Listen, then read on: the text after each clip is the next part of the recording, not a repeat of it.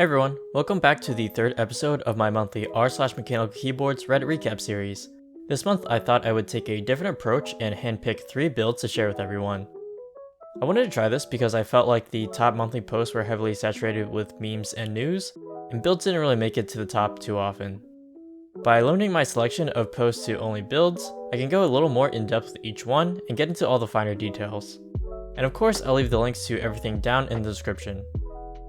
If you have any feedback for me, be sure to leave a comment below, and remember to subscribe if you haven't already. Now let's go ahead and take a look at our first post. This is a Portico 75 built by Mochi Crafts. It's a gasket mounted polycarbonate case that has hot swap sockets and a rotary encoder. As for other parts, Mochi Crafts went with banana split linear switches, nice PPT elderberry keycaps, and some Capsmith's artisans. Photos like these may seem easy to make, but speaking from experience, there's actually a lot of work required to pull something like this off, so big props to Mochi Crafts for taking such a great photo. Also, she has a video of this build on YouTube, which means we can take a short listen to the sound test. Being a gasket mounted case made of plastic should help a lot with acoustics. Metal keyboards are often prone to pinging if not designed properly, so using a polycarbonate case instead is a good cheap option to avoid that issue. And of course, being gasket mounted is pretty much the gold standard when it comes to mounting styles.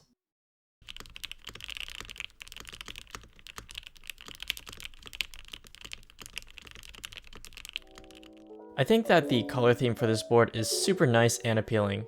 The colors aren't overbearing at all, and all the parts complement each other nicely.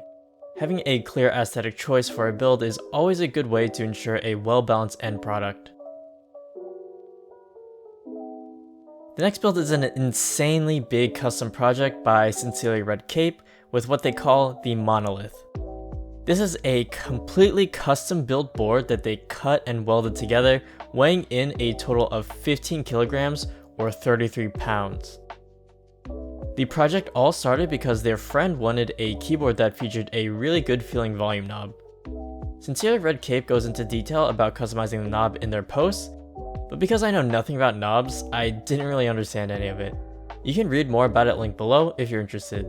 Because this was a custom case and they had to do their own electronics, instead of designing their own PCB, they went with the hand-wired method. And they said it resulted in about 1,600 solder joints, which is a lot. I'm really amazed with how creative people can get with their boards. I can't even imagine finishing this thing on my desk, so I wonder how the owner is going to be using it. Honestly, it's super impressive to make your own case anyways, let alone cut and weld it yourself. That must have taken a super long time with a lot of planning. Great job all around. And finally, we reach the build from the thumbnail. This is a hand-engraved keyboard done by BenzJr, BenzJr? Sorry if I butchered your name. The detail on this board is incredible. Just take a look at these photos. The case is the F18X designed by GeonWorks. As for switches and keycaps, I wasn't actually able to find what parts they were using. However, I was able to find their YouTube channel where they posted some footage of the engraving process. I don't think they uploaded a video for this specific board, but I'll just play a little bit of footage of a different project that they worked on. They've done other things besides keyboards, including a watch and a laptop, so go check out their videos if you're interested. I don't even hand draw any of the art that I put on my keyboards, so I can only imagine how much talent it takes to custom engrave one. This is a super special and unique keyboard, and because it's handmade, that means that there's only one like it in the world. I saw that they do commissions, but they discuss pricing by DM only, so I don't really know how much this thing would cost. If I had to guess, it's probably more expensive than a custom-made key colt. I absolutely love the way this build looks, and I can't wait to see more of their work. If this is your first time watching one of my monthly videos, I like to end it off with a short list of group buys open in the next month. So for the month of April, we have the release of the Keychron Q4. I feel like the Q3 just came out, but it's cool seeing that they're working on constantly improving their product. I know a lot of reviewers were unhappy with the Q2, and then became more satisfied with the Q3, so I wonder how the Q4 is going to turn out. Orders open on the 1st with a base price of $149. As for a cool keycap set I wanted to share, check out GMK Cream Matcha.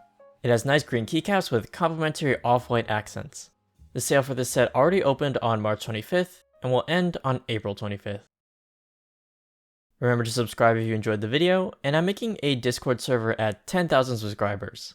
Check out my other videos if you haven't already, and I'll see you in the next one.